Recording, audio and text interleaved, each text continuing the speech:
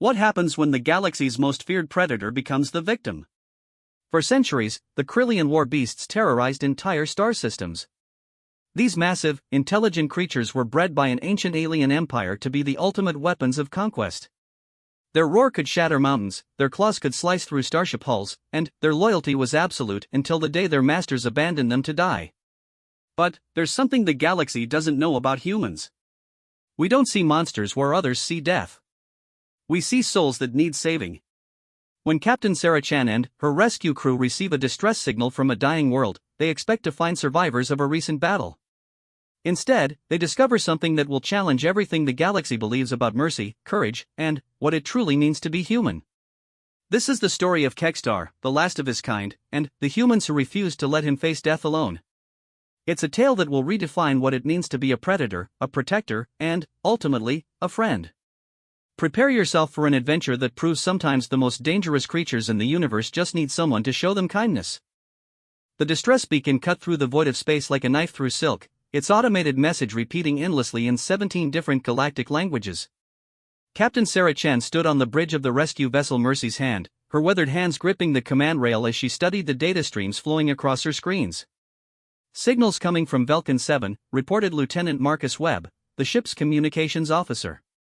His young face was creased with concern as he adjusted his headset. But, Captain, that world was evacuated 3 months ago. The whole system was marked as a dead zone after the Kryllian withdrawal. Sarah's jaw tightened. The Kryllians had been one of the galaxy's most feared warrior races, known for their brutal efficiency and their legendary war beasts. When they had suddenly vanished from known space 6 months ago, leaving behind only devastated worlds and unanswered questions, most civilizations had simply been grateful for the peace. The humans, however, had immediately begun rescue operations on the abandoned worlds, searching for survivors and trying to piece together what had happened. Any ships in the area? Sarah asked, her eyes never leaving the tactical display. Negative, Captain. We're the closest vessel by 3 light-years. The distress signal is weak and intermittent. Whatever's sending it doesn't have much power left. Dr. Elizabeth Reyes, the ship's chief medical officer, stepped forward from her position near the science station. Her dark hair was pulled back in a practical ponytail, and her medical scanner was already humming to life in her hands. Could be injured survivors, Captain. If someone's been stranded there for 3 months. She didn't need to finish the sentence. Everyone on the bridge knew what 3 months alone on a dead world could do to a person. Set course for Vulcan 7, maximum burn, Sarah ordered. And prepare the medical bay. If there are survivors down there, they're going to need immediate attention.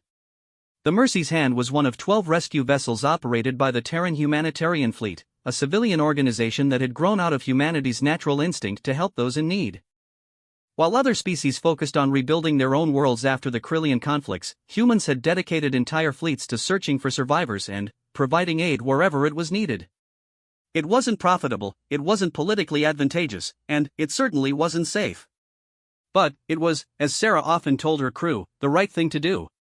The ship's faster-than-light engines hummed to life, and the stars outside the viewport stretched into brilliant lines as they jumped to hyperspace. The journey to Vulcan 7 would take 6 hours, giving the crew time to prepare for whatever they might find. Sarah walked through the ship's corridors, checking on her team's preparations. In the medical bay, Dr. Reyes was organizing surgical supplies while her assistant, Nurse David Kim, calibrated the emergency treatment pods. The cargo holds were being cleared to serve as temporary shelters, and the engineering team was checking the atmospheric processors they used to create safe environments for rescued civilians. Captain, called Engineer Chief Rosa Martinez from her position near the main drive assembly. I've been thinking about that distress signal. The power signature doesn't match any known civilian emergency beacon. What do you mean? Sarah asked, joining the older woman beside the massive engine housing. The energy pattern is all wrong. It's too powerful, too focused. Whatever's transmitting that signal, it's not using standard emergency equipment. Rosa pulled up a holographic display showing the signal's characteristics. See these spikes here? That's not Federation technology, not Altarian, not even old Earth tech. I've never seen anything like it. A chill ran down Sarah's spine. Could it be a trap? Maybe. Or maybe it's technology we've never encountered before. Rose's weathered face was grim. Either way, we should be careful. Sarah nodded and activated the ship's intercom. All hands, this is the captain. When we reach Vulcan 7, we'll be following full emergency protocols. Unknown technology, unknown threats, unknown survivors. Stay sharp, stay together, and remember our mission: we're here to help whoever needs it, regardless of the risks. The remaining hours of the journey passed slowly. Sarah found herself in her quarters, staring out at the swirling colors of hyperspace and thinking about the choices that had led her here. She had been a military officer once, serving on board a destroyer during the early conflicts with the Krillian Empire. She had seen what their war machines could do, had watched entire colonies burn under the assault of their massive war beasts. But she had also seen what humans could do when they chose compassion over conquest. The alert chime brought her back to the present. "Captain, to the bridge," came Webb's voice over the intercom. "We're approaching the Vulcan system." Sarah hurried back to the bridge as the ship dropped out of hyperspace. Vulcan 7 hung before them, a brown and orange world that had once hosted a thriving agricultural colony. Now, according to their sensors, the atmosphere was toxic, the cities were in ruins, and there were no signs of life anywhere on the planet's surface. "Signals definitely coming from the northern continent," Webb reported. "But, Captain, I'm picking up some strange readings. There are massive structures down there, much larger than anything in the colonial records." "Krillian? Dr. Reyes asked, her voice tight with concern. "Unknown. The architecture doesn't match anything in our databases." Webb paused, his face pale. "Captain, these structures are huge. Some of them are over a kilometer long." Sarah felt her pulse quicken. Krillian war beasts were large, but nothing they had ever encountered was that massive. "Life signs?" "One contact. Very weak, very large. It's in one of the big structures." "How large?" Webb swallowed hard. "Approximately 200 meters long, Captain. Whatever's down there, it's enormous." The bridge fell silent except for the hum of the ship's systems. Sarah stared at the planet below, her mind racing through possibilities. A creature that size could only be one thing, a Krillian war beast. But why was it still here? Why hadn't it left with its masters? Could it be injured? Dr. Reyes asked quietly. "Only one way to find out," Sarah replied. "Webb, scan for any signs of weapons or defensive systems. Martinez, prepare the atmospheric shuttles. Reyes, get your medical team ready for something we've never dealt with before." "Captain, Dr. Reyes said carefully, "If that's a war beast down there, approaching it could be suicide. These creatures were bred to kill. They've destroyed entire fleets." Sarah nodded grimly. "I know. But it's also sending out a distress signal. Whatever it is, it's asking for help." She looked around at her crew, seeing the fear and uncertainty in their faces. "I won't order anyone to come with me. This is volunteer only." To her surprise, every member of her senior staff stepped forward immediately. "Where you go, we go, Captain," Martinez said simply. The descent to Vulcan 7 took 2 hours in the atmospheric shuttle. As they broke through the planet's poisonous clouds, the devastation below became clear. Massive craters scarred the landscape where cities had once stood. Rivers ran black with industrial pollutants, and the sky was a sickly yellow-green color that spoke of atmospheric processors working in reverse, deliberately poisoning the air. But it was the structures that took their breath away. Huge, organic-looking buildings sprawled across the northern continent, their surfaces gleaming with an oily, metallic sheen. They looked less like buildings and more like enormous shells or cocoons, each one the size of a small city. "My God," Dr. Reyes whispered. "What were they building here?" "Not building," Webb said, his voice filled with dawning horror. "Breeding. These are nurseries, Captain. The Krillians were breeding their war beasts on a massive scale." Sarah felt her stomach drop. If these were breeding facilities, then the creature sending the distress signal wasn't just any war beast. It was potentially one of the largest and most dangerous specimens ever created. As their shuttle approached the structure where the signal was strongest, they could see that it had been damaged. Huge sections of the organic hull were torn open, and strange, phosphorescent fluid leaked from the wounds like blood from a giant's body. The distress signal grew stronger as they got closer, and they could hear something else now, a low, rhythmic sound that seemed to vibrate through the shuttle's hull. "Is that breathing?" Nurse Kim asked, his voice barely above a whisper. "Landing zone secured," announced pilot Jenny Okafor from the cockpit. "But, Captain, whatever's in there, it's big enough to swallow our shuttle whole." Sarah stood up and checked her equipment one final time. Her team wore full environmental suits with atmospheric processors, and they carried enough medical supplies to treat a small army. But she wasn't sure any of it would be enough for what they were about to face. "Remember," she said to her team as they prepared to disembark, "we're here to help. Whatever this creature has done in the past, right now it's injured and alone. We don't abandon those who need our help, no matter what they are." The massive structure loomed above them as they stepped out of the shuttle. Up close, it was even more impressive and terrifying. The organic walls pulsed with a faint bioluminescent glow, and the air was filled with strange scents that their suit filters couldn't entirely eliminate. The opening they had chosen as an entry point was easily 50 meters wide, large enough for their entire shuttle to fly through. As they made their way inside, their lights revealed a cavernous space filled with pools of murky liquid and strange, twisted formations that might have been furniture or equipment designed for beings much larger than humans.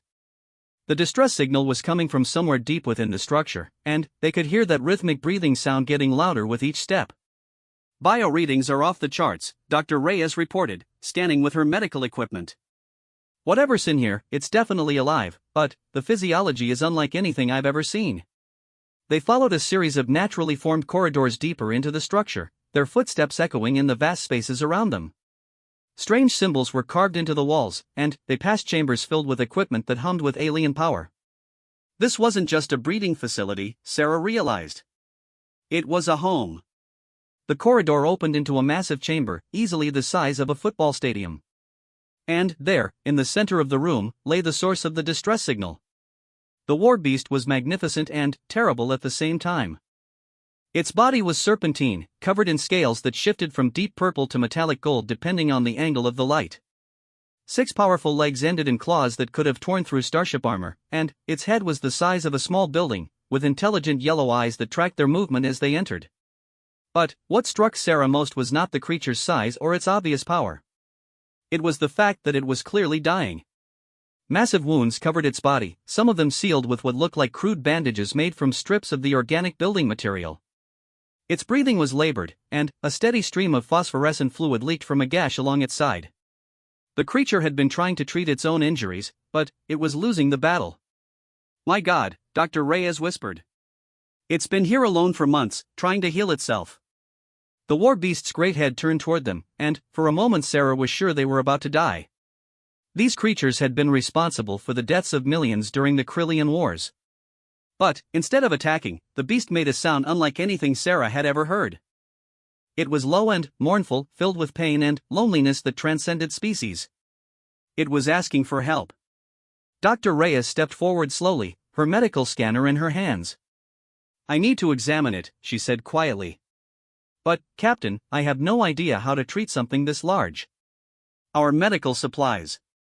"We'll find a way," Sarah said firmly. She looked up at the enormous creature, meeting its ancient, intelligent gaze. "We always find a way." The war beast watched them with what seemed like cautious hope, its massive form trembling with exhaustion and pain.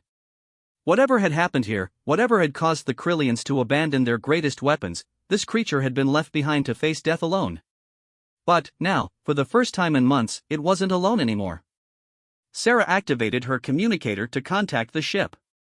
"Martinez, I need you to beam down every medical supply we have, plus all the industrial fabricators. We're going to need to improvise some very large medical equipment." "Captain?" Martinez's voice crackled through the static. "We found our survivor," Sarah replied, never taking her eyes off the magnificent creature before her. "And we're going to save him." Dr. Elizabeth Reyes had treated everything from plasma burns to alien parasites during her 15 years as a medical officer, but nothing had prepared her for this. She stood at the edge of the massive chamber, watching as her team set up portable medical equipment around the wounded war beast, trying to wrap her mind around the sheer scale of the creature they were attempting to help. The beast, she had started thinking of it as male, though she had no real basis for the assumption, lay perfectly still as they worked around him. His massive yellow eyes tracked their movements with obvious intelligence, but he made no aggressive moves. Instead, he seemed to be studying them with the same intensity that they were studying him. Heart rate is elevated but stable, reported Nurse Kim, reading from a sensor array they had managed to attach to one of the creature's smaller scales. Body temperature is running high, probably due to infection. And, Captain, these wounds. They weren't made by weapons. Sarah Chen looked up from where she was helping Engineer Martinez assemble a large-scale medical scanner. What do you mean? Dr. Reyes approached one of the massive gashes along the beast's flank, her portable scanner humming as it analyzed the wound. The edges are too clean, too precise. These were surgical incisions, not battle damage. Her voice was tight with growing anger. Someone operated on him. Recently. Operated how? Sarah asked, joining the doctor at the creature's side. I'm seeing evidence of neural interface implants that have been forcibly removed. Biometric monitoring devices that were torn out. And, here. Dr. Reyes pointed to a series of smaller wounds along the beast's neck. These are injection sites. Dozens of them. Someone was drugging him regularly with something powerful. The implications hit Sarah like a physical blow.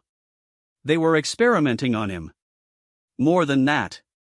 Dr. Reyes's scanner beeped as it completed its analysis. Captain, this creature has been heavily modified. His neural pathways show signs of artificial enhancement, his muscle density has been increased far beyond normal parameters, and there are cybernetic components integrated into his nervous system. But someone tried to remove all of it. Violently. The war beast made another one of those low, mournful sounds, and Sarah could see intelligence burning in his ancient eyes. He understood what they were discussing. He knew what had been done to him. Why, she asked softly, as much to herself as to her team. Why would the Krillians do this to their own war beasts? Lieutenant Webb's voice crackled through the communicator. Captain, I think I might have an answer. We've been analyzing the data we're picking up from this facility, and it's not what we thought. The Krillians weren't breeding war beasts here. They were trying to create something else entirely. Elaborate, Sarah ordered. The computer systems are mostly intact. From what we can translate, this was a research facility focused on neural enhancement and consciousness transfer. They were trying to upload Krillian minds into war beast bodies. Dr. Reyes straightened suddenly, her face pale. That's why they removed his implants. They were trying to prepare him for consciousness transfer, but something went wrong. Or something went right, Sarah said quietly, looking into the beast's intelligent eyes. Maybe he fought back. Engineer Martinez finished assembling the large-scale medical scanner and powered it on. The device hummed to life, its sensors beginning a detailed analysis of the creature's massive body. Within minutes, holographic displays showed cross-sections of alien anatomy unlike anything in their medical databases. This is incredible, Dr. Reyes breathed, studying the readouts. His brain is enormous, far more complex than it should be for a war beast. The neural enhancement they performed increased his intelligence exponentially. And, here. She pointed to a section of the scan. He has memories. Not just instincts or learned behaviors, but actual stored memories going back decades. What kind of memories? Sarah asked. Dr. Reyes adjusted the scanner's settings, diving deeper into the neural pathways. Battle records, training sequences, interactions with Krillian handlers, but also something else. Emotional memories. Fear, pain, loneliness. And... She paused, double-checking her readings. Joy.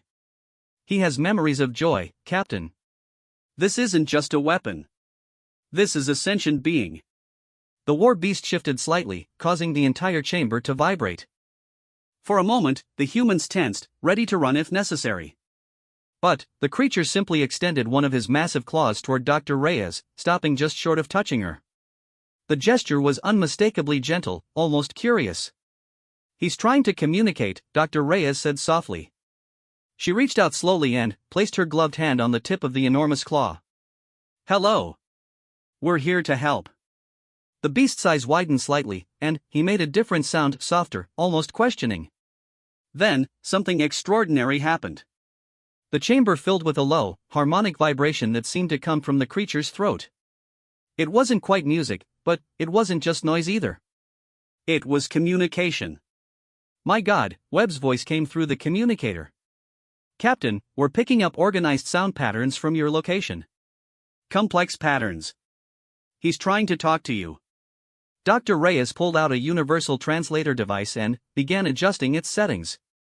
The device was designed to analyze speech patterns and build translation matrices for unknown languages, but she wasn't sure it would work with something this alien. The beast seemed to understand what she was doing and repeated his harmonic communication more slowly. The translator hummed and clicked as it worked, building pattern recognition algorithms in real time. I am. The translator's mechanical voice spoke haltingly as it interpreted the harmonic sounds. I am called Kekstar. You are small people. Not Krillian. Why do you help? Sarah felt her breath catch. After all the wars, all the devastation, all the fear of the Krillian war beasts, she was having a conversation with one. We help because you're hurt, she said simply. We help because it's the right thing to do. The creature, Kekstar, was quiet for a long moment. Then, he spoke again, his harmonic voice carrying undertones of confusion and hope. Krillians say, small people are weak. Easy to kill. Why do weak people help Kekstar? Because we're not weak, Sarah replied. We're something else entirely. We're human. Human. The word seemed to resonate through Kekstar's massive form. Show me, human.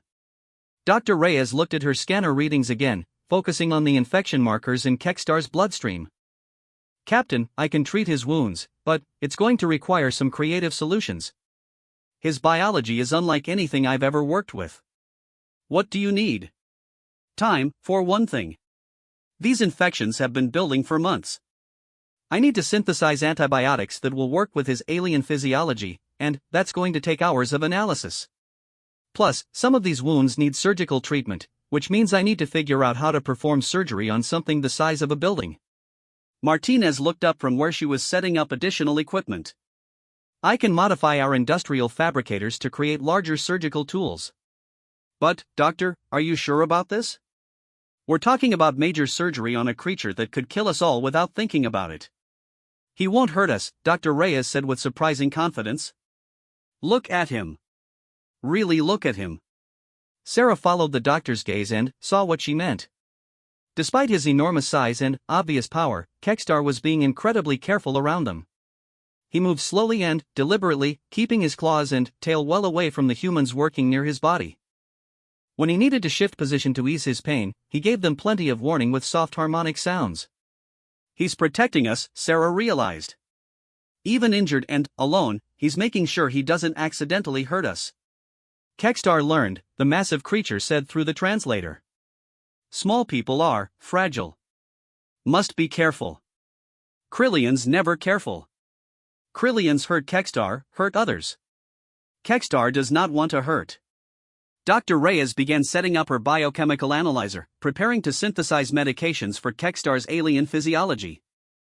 I need blood samples, she said. A lot of them. His body chemistry is so different from anything in our databases that I'll have to build treatment protocols from scratch. How much blood? Sarah asked. For a creature this size?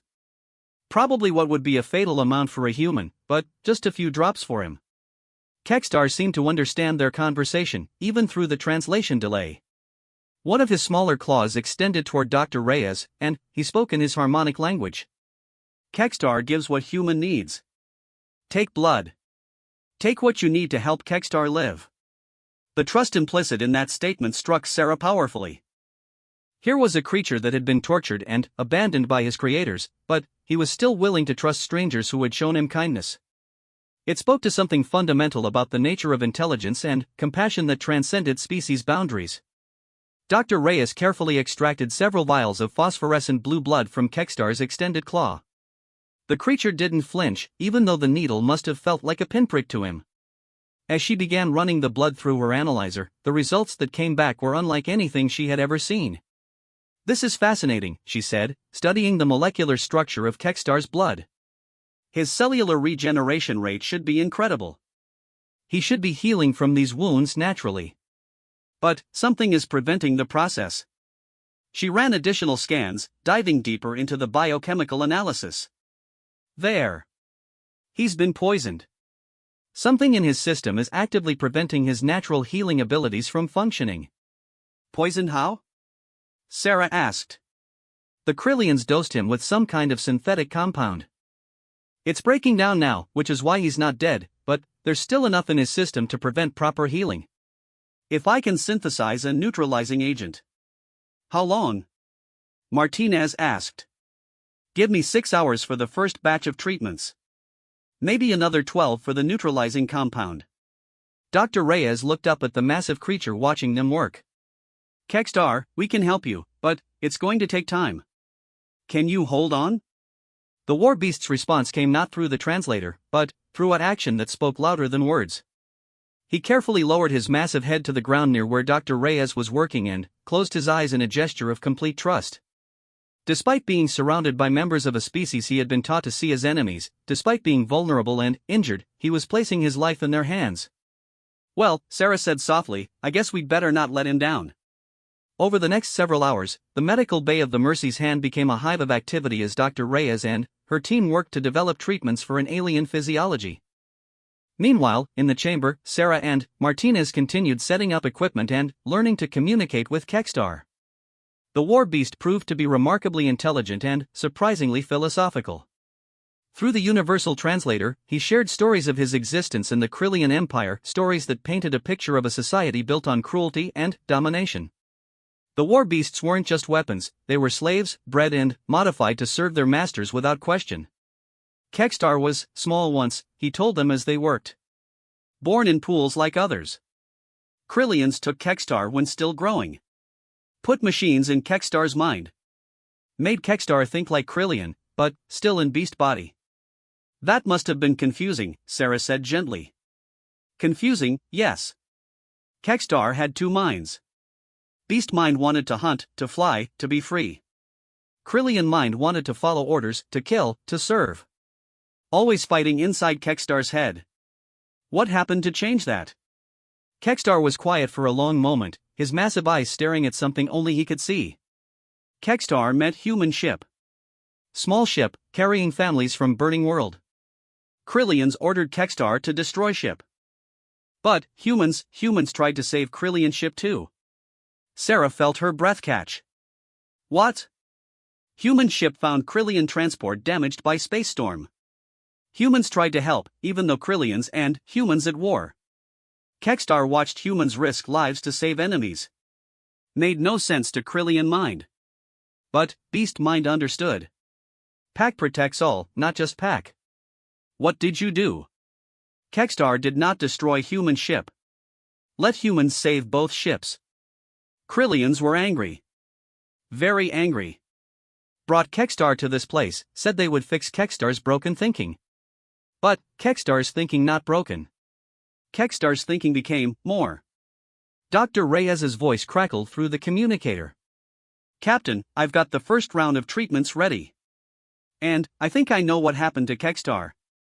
The neural modifications the Krillians made didn't just enhance his intelligence, they gave him the capacity for moral reasoning. He developed a conscience. A conscience that told him it was wrong to kill innocents, Sarah said. Exactly. And, when he acted on that conscience, they tried to lobotomize him to remove it. The surgery was incomplete when something forced them to abandon the facility. What could have forced them to leave? Martinez asked. Kexstar's response sent chills through the human team.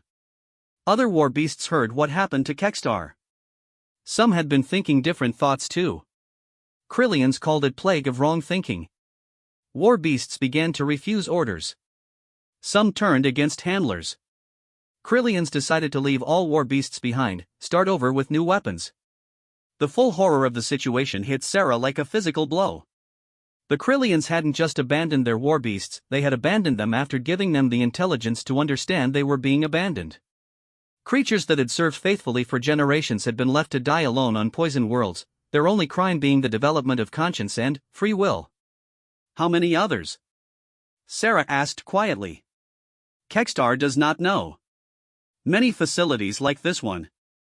War beasts scattered across many worlds. Most probably dead now.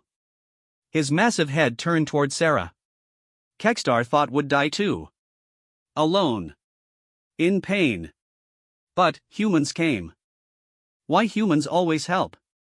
Sarah looked up at the magnificent creature who had been tortured for developing a moral sense, and she felt something burning in her chest that was part anger and part determination. Because that's what humans do, she said. We help. We save. We never give up on someone who needs us. Dr. Reyes's medical treatment was ready, and, as they began the delicate process of administering alien antibiotics and neutralizing compounds to a creature the size of a small building, Sarah was already making plans. Plans that would change not just Kextar's life, but the lives of warbeasts scattered across dozens of worlds. Because if there was one thing humans were good at, it was turning weapons into friends. The first injection of Dr. Reyes's synthesized antibiotics into Kextar's massive form was a moment of held breath for the entire rescue team. They had no way of knowing if the treatment would work, or if it might cause an adverse reaction that could kill the enormous creature they were trying to save. For several minutes after the injection, nothing seemed to happen. Kextar lay still, his great yellow eyes focused on something beyond their sight, his massive chest rising and falling with the same labored breathing pattern they had grown accustomed to. Then, gradually, the phosphorescent fluid that had been leaking from his wounds began to change color, shifting from a sickly greenish yellow to a clearer, more vibrant blue. It's working, Dr. Reyes said, her voice filled with relief and wonder. His body is starting to fight off the infection. The neutralizing agent is breaking down the poison in his system. Kextar's eyes focused on the humans working around him, and, for the first time since they had found him, his harmonic voice carried a note of hope. Kextar feels different. Pain is less. Is this what healing feels like? Sarah felt her heart clench at the question. You've never felt yourself heal before? Krillians always gave Kextar healing machines when damaged. Never natural healing. Machines fix body, but not spirit. This feels warm inside. Dr. Reyes checked her readings and nodded approvingly. His vital signs are stabilizing. Temperature is coming down, and the infection markers are dropping rapidly. But we still have the surgical repairs to deal with.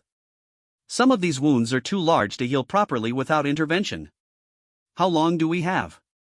Sarah asked. With the infection under control, he's not in immediate danger anymore. But, if we don't repair that damage to his torso, he could develop chronic health problems. And, there's something else. Dr. Reyes pulled up a detailed scan of Kextar's neural pathways. The cybernetic interfaces they tried to remove. Some of the connections are still partially attached. They're causing him constant pain and interfering with his natural neural functions. Kextar's massive head turned toward them. Kextar knows. Krillian machines still in head. Still trying to make Kextar think Krillian thoughts. But, Kextar learned to ignore machine voice. Human voice louder now. We can remove those interfaces completely, Dr. Reyes said. But, it would require extremely delicate surgery on your brain. There are risks. What risks? Dr. Reyes hesitated, then decided on honesty. You could lose some memories. You might experience personality changes. In the worst case, the surgery could damage your ability to think clearly. Kextar was quiet for a long time, considering this information. When he finally spoke, his words surprised them all. If Kextar keeps Krillian machines, Kextar stays part weapon. If humans remove machines, Kextar becomes only himself. Kextar chooses to be himself. Meanwhile, Lieutenant Webb had been working with Engineer Martinez to analyze the facility's computer systems more thoroughly. His voice crackled through the communicators with news that would change everything they thought they knew about the situation. Captain, you need to hear this. We've found records of other facilities like this one. Dozens of them. And, according to these files, there are warbeasts still alive on at least 15 different worlds. Sarah felt her pulse quicken. How many warbeasts total? Hard to say exactly, but we're looking at potentially hundreds of survivors. All of them abandoned when the Krillians fled. All of them left to die alone. Any indication of their condition? The records show that the neural enhancement process was applied to most of the warbeasts in the later stages of the program. If Kextar is representative, we're not just talking about rescued animals, Captain. We're talking about rescued people. Dr. Reyes looked up from her medical equipment. People who have been tortured and abandoned by their creators. People who don't know that anyone is looking for them. Kekstar's harmonic voice joined the conversation. Humans will look for others like Kekstar? Yes, Sarah said without hesitation. If they're out there, we'll find them. But, humans not strong like war beasts. How can humans save creatures that Krillians feared? Sarah walked over to stand beside Kekstar's massive head, looking up into his ancient eyes. Can I show you something? At Kekstar's curious nod, Sarah activated her portable computer and pulled up a series of files. These are records of human rescue operations over the past 6 months. Since the Krillians disappeared, we've evacuated over 2 million civilians from damaged worlds. We've provided medical care to survivors of 17 different species. We've rebuilt infrastructure on 43 planets. She showed him images of human rescue ships, of medical facilities, of construction teams working alongside alien civilians to rebuild their worlds. We don't save people because we're stronger than them, Kekstar. We save them because we refuse to let them suffer alone. Kekstar studied the images with obvious fascination. Humans help enemies. Help strangers. Help those who cannot help themselves. This is confusing to creature taught that strength is only measure of worth. Strength isn't about how much damage you can cause, Dr. Reyes said gently. It's about how much healing you can create. Show Kekstar healing, the war beast said quietly. Over the next several hours, as Dr. Reyes prepared for the complex surgery that would free Kekstar from his cybernetic prison, Sarah found herself engaged in the most extraordinary conversations of her life. Kekstar was eager to learn about human philosophy, human culture, human approaches to conflict and cooperation. Humans fight wars, he observed. Kekstar has seen human warriors. They fight with great skill. But humans also heal wars. How is this possible?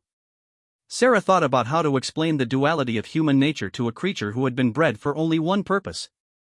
We fight when we have to protect those who can't protect themselves. But we always remember that our real goal isn't victory, it's peace. We fight so that fighting can end. Krillians fight to prove strength. To dominate. To take. What do humans fight for? To protect. To preserve. To give others the chance to choose their own path. Kekstar was quiet for a moment. Kekstar fought for Krillians. Destroyed many ships, many worlds. Kekstar has much death on claws. Can creature with so much death learn to heal? Dr. Reyes paused in her surgical preparations. Kekstar, you didn't choose those battles. You were forced to fight them by creatures who had modified your mind against your will. The deaths you caused don't define you. What you choose to do now that you're free, that defines you. What if Kekstar chooses wrong? What if war beast nature too strong? Sarah looked up at the massive creature who was wrestling with questions of guilt and redemption that philosophers had debated for centuries. Then, you try again. And, again. And, you keep trying until you get it right. That's what being truly alive means, having the freedom to make mistakes and the chance to learn from them. And, humans will help Kekstar learn? As long as you want to learn, we'll be here to help. The surgical procedure to remove Kekstar's cybernetic interfaces required modifications to every piece of medical equipment they had. Engineer Martinez worked tirelessly to create surgical tools large enough and precise enough to perform delicate neural surgery on a creature the size of a building. Dr. Reyes studied Kekstar's brain scans for hours, mapping out the safest approach to removing the alien technology that had been forced into his mind. When they were finally ready to begin, Kekstar surprised them all by asking a question that revealed the depth of his transformation. If Kekstar dies during surgery, will humans still look for other war beasts? Yes, Sarah said immediately. But, you're not going to die. We won't let that happen. But, if Kekstar dies, tell other war beasts that some humans are different. Tell them that some humans see persons, not weapons. Tell them that even creatures made for war can choose peace. Dr.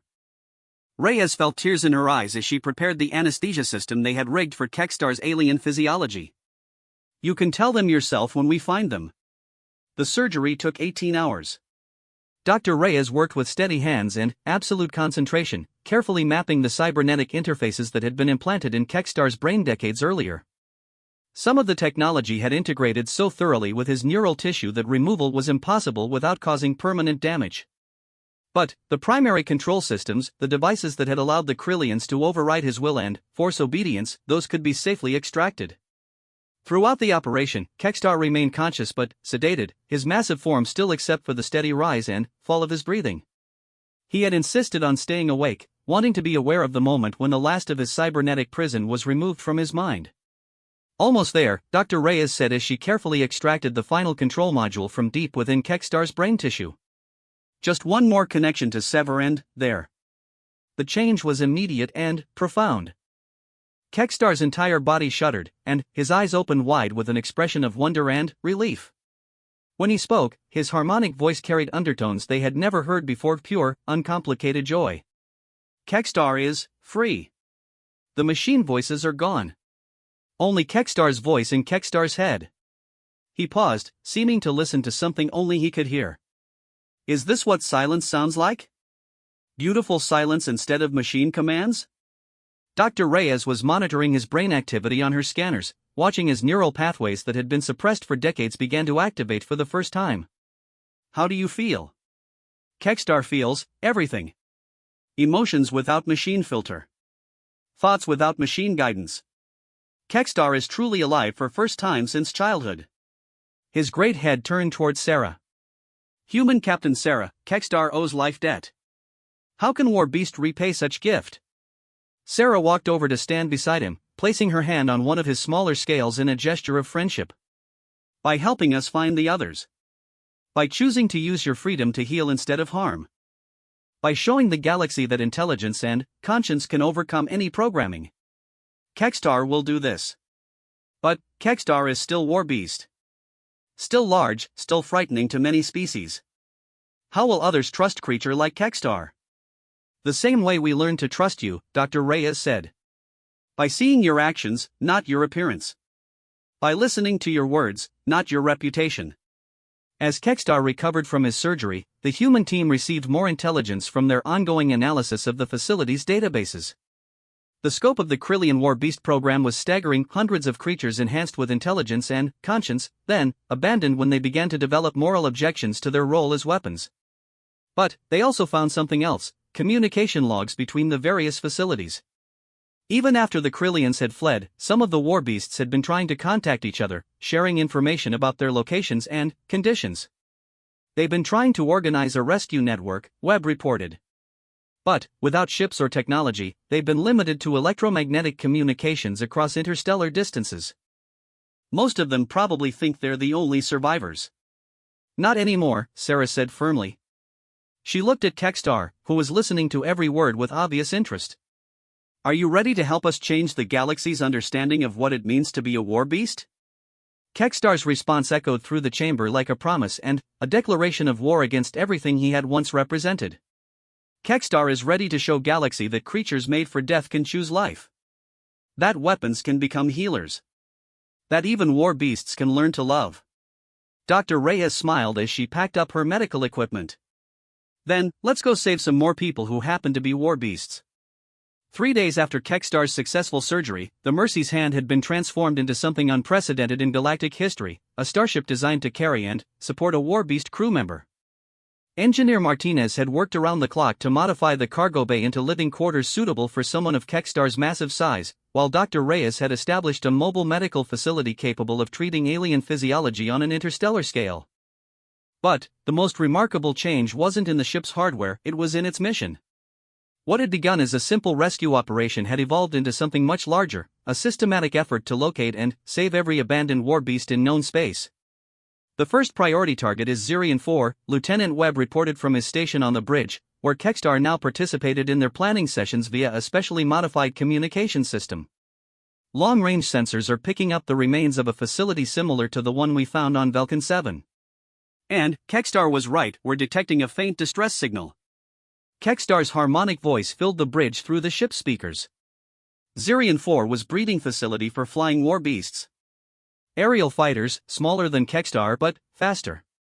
If any survived, they will be afraid. Flying beasts were trained for reconnaissance and quick strikes. They have learned to hide.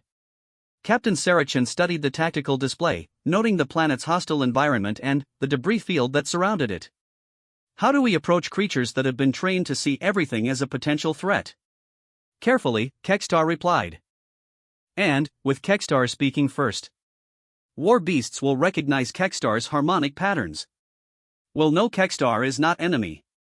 Dr. Reyes joined the conversation from the medical bay, where she was preparing treatment protocols for the different types of war beasts they expected to encounter. We also need to be prepared for a range of psychological conditions. If these creatures have been alone for months, surviving on instinct and training, they may not be immediately capable of rational communication. Kekstar understands. Before humans came, Kekstar was forgetting how to think beyond survival. Pain and loneliness make minds small. But intelligence returns when hope returns.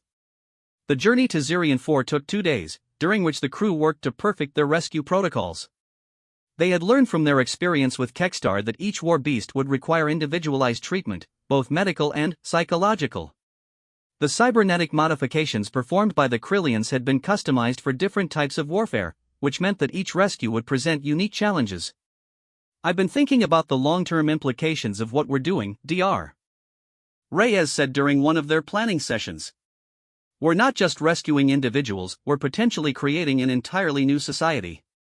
War beasts who have been freed from their programming, who can think and choose for themselves. That's never existed before in galactic history. Sarah nodded thoughtfully. Which means we need to help them figure out not just how to survive, but how to live. How to find purpose beyond what they were created for. Kekstar has thoughts about this, the war beast's voice interjected. War beasts were made to protect Krillian interests. But, Kekstar thinks war beasts could choose to protect all life. Use strength not to conquer, but to defend those who cannot defend themselves. Like a police force? Webb suggested. More than police. Guardians. Teachers. Healers who happen to be very large and very strong. Kekstar paused. Humans showed Kekstar that true strength comes from helping others. War beasts could learn same lesson. The idea was intriguing and ambitious, a galaxy-wide organization of reformed war beasts dedicated to protection and aid rather than conquest and destruction. But it was also premature. First, they had to find and rescue the survivors. Zirion 4 was a barren world of crystalline formations and methane storms, its surface scarred by massive impact craters that spoke of fierce battles. As the Mercy's hand approached the planet, their sensors detected the remains of what had once been a thriving Krillian facility. But, unlike the organic structures on Velkan 7, this installation had been built into the natural crystal formations of the planet's surface. There, Kekstar said as their scanners revealed the source of the distress signal. Crystal caves large enough for aerial war beasts to shelter. But, signals are very weak. Flying beasts may be near death. Sarah made the decision to take a more aggressive approach to the rescue. Instead of landing and approaching on foot, they positioned the ship directly above the cave system and used their transporters to beam down a fully equipped medical team while simultaneously broadcasting Kekstar's harmonic greetings through powerful speakers.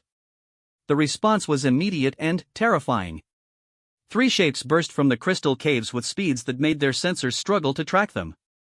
The aerial warbeasts were smaller than Kekstar but still massive, with wingspans that exceeded the length of most starships.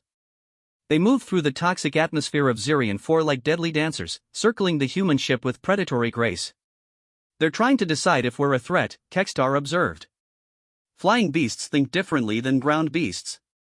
Always analyzing, always planning escape routes. Kekstar will try to communicate. What followed was a complex exchange of harmonic communications that the universal translators couldn't fully interpret.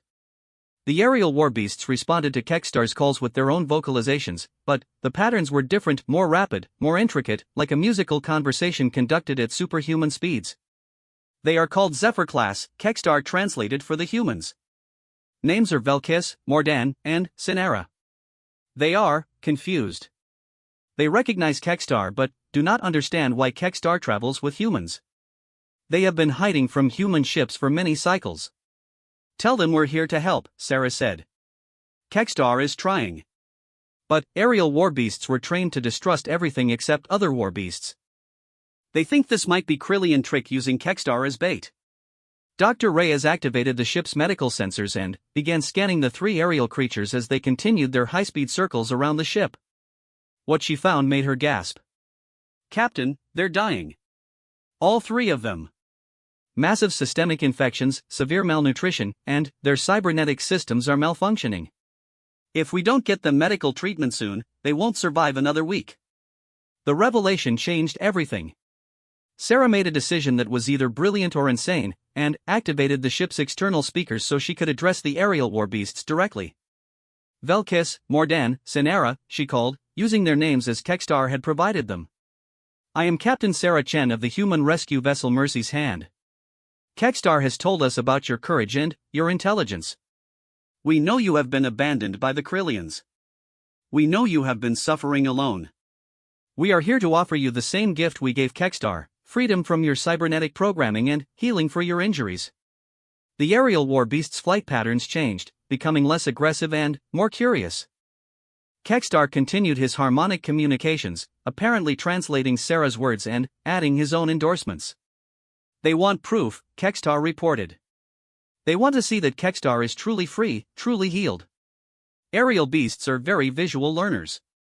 Without hesitation, Sarah ordered the ship's external cameras to focus on Kextar's quarters, broadcasting a live feed to the aerial war beasts. They could see him moving freely through his specially modified living space, could observe the complete absence of cybernetic interfaces, could witness the obvious health and vitality that contrasted sharply with their own deteriorating conditions. The effect was immediate. One of the aerial war beasts, Sinara, according to Kextar, broke from the formation and approached the ship directly. Her movements were weak and erratic, and it was clear that she was fighting just to stay airborne. "She's coming aboard," Dr. Reyes said, preparing her medical equipment. "Prepare the auxiliary cargo bay for emergency treatment." Sinara landed in the ship's cargo bay with the grace of someone who had once been a master of aerial combat but was now struggling with the basic mechanics of flight. Up close, her condition was even worse than the sensors had indicated.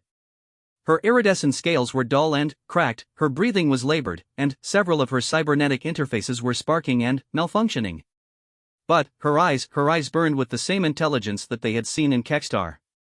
"Human healers," she said through the universal translator, her harmonic voice weak but determined. Velkis and Mordan watched to see if humans speak truth. If Sinara dies, others will flee. If Sinara heals, you won't die, Dr. Reyes said firmly, already beginning her medical assessment. "We've learned how to treat war beast physiology. We can heal you." The treatment of Sinara became a demonstration for her companions, who maintained their aerial patrol while watching every detail of the medical procedure through the ship's external cameras. Dr. Reyes worked with practiced efficiency, drawing on the techniques she had developed with Kextar but adapting them for the different physiology of the aerial war beasts. The breakthrough came when Dr. Reyes successfully neutralized the systemic infection that had been slowly killing Sinara. As the antibiotics took effect, the aerial war beast's scales began to regain their natural luminescence, and her breathing became stronger and more regular. "I had forgotten," Sinara said wonderingly, "what it felt like to exist without pain." Within hours, Velkis and Mordan had also come aboard for treatment. The three aerial war beasts were fascinated by the concept of voluntary medical care, of beings who offered healing without demanding service in return. Their experiences had been similar to Kextar's cybernetic enhancement, followed by brutal attempts at removal when they began to develop independent thought. But they also brought something that Kextar couldn't provide: a comprehensive knowledge of the locations and conditions of war beast facilities throughout the galaxy. Aerial beasts were used as messengers and scouts, Velkis explained as Dr. Reyes worked to remove his malfunctioning cybernetic interfaces. "We flew between facilities, carrying communications and updates. We know where others are hidden." "How many others?" Sarah asked. "Hundreds," Mordan replied. "Maybe thousands. Different types, different specializations. Some facilities had dozens of war beasts, others only one or two. But all abandoned. All left to die when Krillians discovered that enhanced intelligence led to enhanced conscience." Sinara, now fully recovered from her surgery and reveling in the freedom from cybernetic control, provided the most disturbing information. Not all war beasts survived the abandonment. Some facilities were destroyed completely. Krillians thought it better to kill enhanced war beasts than risk them being found by other species. Others were left with insufficient life support. Many died alone. The scope of the tragedy was staggering, but so was the opportunity. If they could successfully rescue and rehabilitate hundreds or thousands of war beasts, they would be creating a new society of intelligent beings with capabilities that could benefit the entire galaxy. We need a bigger operation, Sarah realized. One ship, even with war beast crew members, isn't going to be enough to mount rescues on this scale. Humans have more ships? Kekstar asked hopefully. We have an entire fleet of rescue vessels. But, more importantly, we have something the galaxy has never seen before, proof that war beasts can be healed, freed, and transformed into allies. Dr. Reyes looked up from her medical logs, her face glowing with excitement and determination. Captain, I think we need to contact Terran Command. What we're doing here isn't just a rescue mission anymore. We're documenting the transformation of an entire species from weapons into people. And, added Sinara, her newly freed voice carrying the same note of hope that had marked Kekstar's transformation, we are proving that even creatures bred for war can choose peace. That intelligence plus compassion is stronger than any programming. Sarah activated the ship's long-range communications array, preparing to send a message that would change the course of galactic history. But, first, she turned to her extraordinary crew, humans and war beasts working together to heal wounds that had been inflicted by cruelty and ignorance. Are you all ready to save the galaxy? She asked. The response came in harmony, human voices and war beast harmonics blending together in a chorus of determination that echoed through the ship and out into the stars beyond. 6 months after the rescue of Kekstar, the galaxy had changed in ways that no one could have predicted. The initial skeptical response from the Galactic Council to Captain Sarah Chen's reports about reformed warbeasts had transformed into amazed acceptance as ship after ship returned with rescued survivors who demonstrated intelligence, compassion, and an almost desperate desire to help rather than harm. The Mercy's Hand had become the flagship of what was now called the War Beast Liberation Fleet, a joint operation between the Terran Humanitarian Organization and the newly formed War Beast Cooperative. 17 human ships worked alongside 12 modified war beast carriers, vessels that had been specially designed to accommodate crews that included beings the size of buildings alongside human partners. Captain Sarah stood on the observation deck of the fleet's newest addition, the massive rescue carrier New Dawn, watching as the latest group of rescued warbeasts received their orientation briefing. The sight never failed to fill her with wonder. Creatures that had once been the galaxy's most feared weapons sitting in carefully designed amphitheaters, learning about philosophy, ethics, and interspecies cooperation from human teachers and war beast mentors. Report from the Andorian sector, announced Lieutenant Webb, approaching with a data tablet in his hands. The team working on the crystalline hive worlds has successfully rescued another 37 warbeasts. Mixed types, some burrowing specialists, some aquatic variants, and 3 of the massive siege-class beasts. Condition? Sarah asked. All responding well to treatment.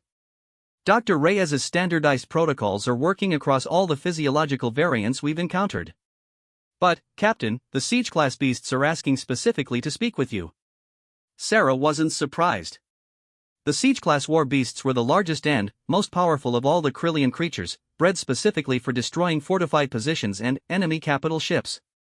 They were also, as it turned out, among the most thoughtful and philosophical once freed from their cybernetic programming. Many of them struggled with guilt over their past actions and needed extensive counseling to accept that they could choose a different path. I'll speak with them after the coordination meeting, Sarah promised. Any word from Kekstar's team? They're approaching the Nexus station now. First contact between reformed warbeasts and the mainstream galactic community. Captain, everyone's watching this. If it goes well. It will go well, Sarah said with more confidence than she felt. Kekstar and his team are ready. The decision to send a delegation of warbeasts to the galaxy's primary trade and diplomatic station had been controversial, even within their own organization. Many species were still deeply afraid of the creatures that had once terrorized their worlds.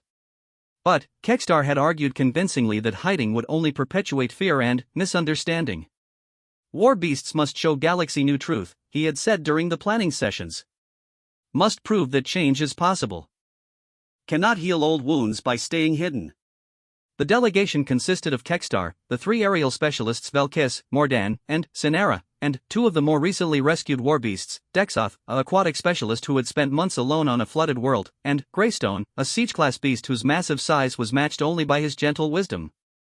Sarah activated the long-range communication system and connected to Kekstar's ship, the Harmony, a specially modified vessel that served as both transport and mobile home for the Warbeast crew. Status report, Kekstar. Human Captain Sarah, came the familiar harmonic response. Warbeast delegation is approaching Nexus Station. Station commanders have agreed to meeting, but many ships are maintaining distance. Fear is understandable but sad. Remember what we practiced. Peaceful gestures, open communication, and patience. You're not just representing yourselves, you're representing the possibility of change for every warbeast still out there. Kekstar remembers. Team is ready. Humans taught us that actions speak louder than reputation. Warbeast team will show galaxy through actions, not words. The communication ended, and Sarah turned her attention to the fleet coordination meeting, where representatives from 12 different rescue teams were reporting on their ongoing operations. The scope of their mission had expanded far beyond anyone's initial projections. Total rescued count is now at 2,417, reported Fleet Coordinator Jenkins, a gruff former military officer who had initially been skeptical of the entire operation but had become one of its most dedicated supporters. We've established rehabilitation centers on 43 worlds, and we're still receiving distress signals from at least 60 more locations. Dr. Reyes, now serving as Chief Medical Officer for the entire operation, added her report. Psychological adaptation is proceeding well across all warbeast types. The group therapy sessions between different species have been particularly effective. Turns out that beings who have shared similar trauma can help each other heal, regardless of their physical differences. What about integration with civilian populations? Sarah asked. That's been more challenging, admitted Dr. Helen Foster, the operations chief psychologist. Many warbeasts are afraid to interact with non-military species. They're worried about causing fear or accidentally causing harm. But we've had some breakthrough successes on the agricultural worlds, where warbeasts have been helping with large-scale construction and environmental restoration projects.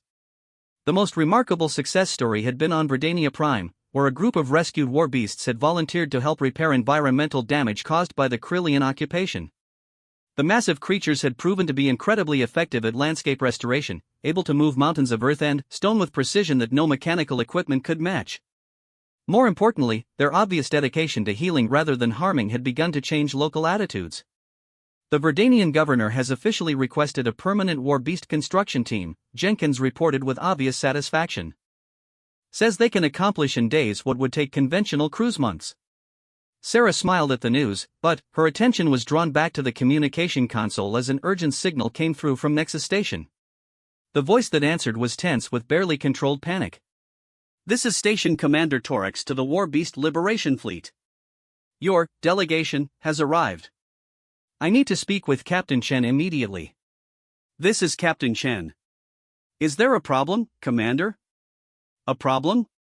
Captain, there are 6 warbeasts docked at my station. 6 creatures that could destroy this entire facility without breaking stride. My security forces are in panic, merchant ships are fleeing the system, and I have 3 different species threatening to lodge formal complaints with the Galactic Council. Sarah felt her heart sink, but before she could respond, another voice cut into the communication, Kekstar's unmistakable harmonic tone. Station Commander Torax, this is Kekstar speaking for Warbeast delegation.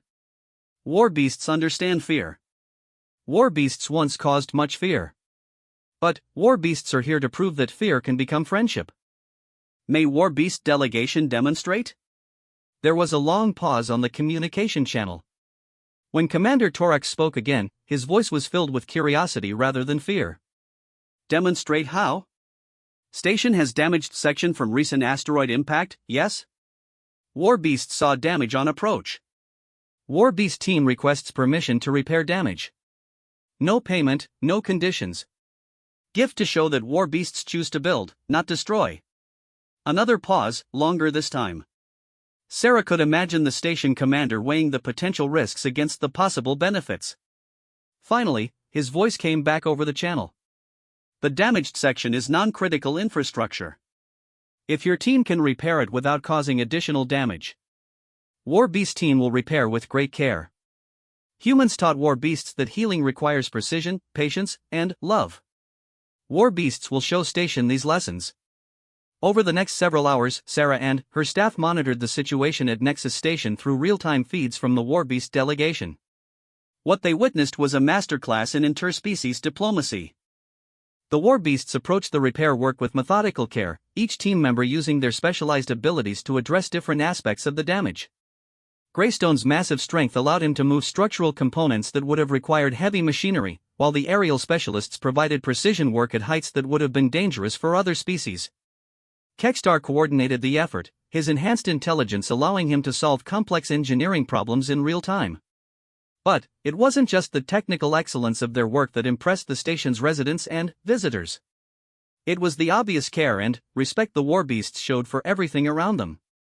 They worked slowly and deliberately, constantly checking to ensure they weren't causing vibrations that might disturb sensitive equipment.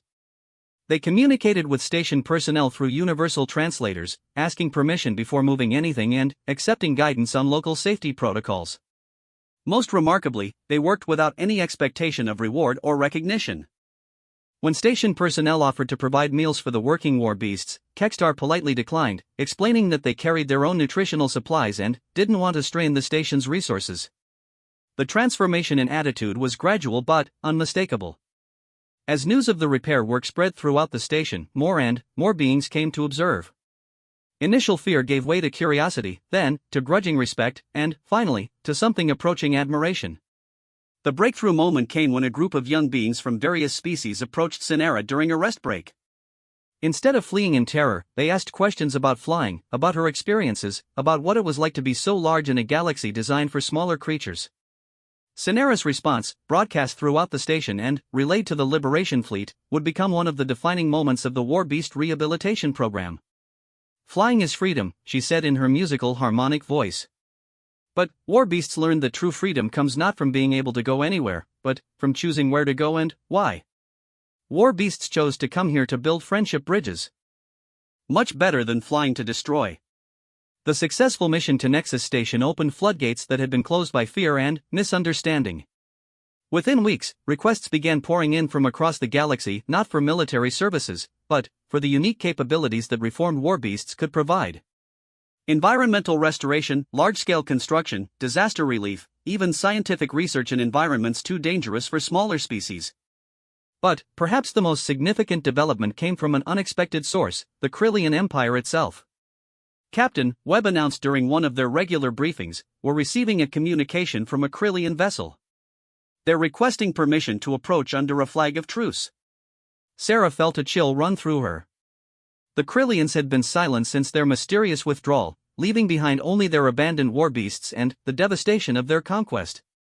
What could they possibly want now? "Put them through," she ordered.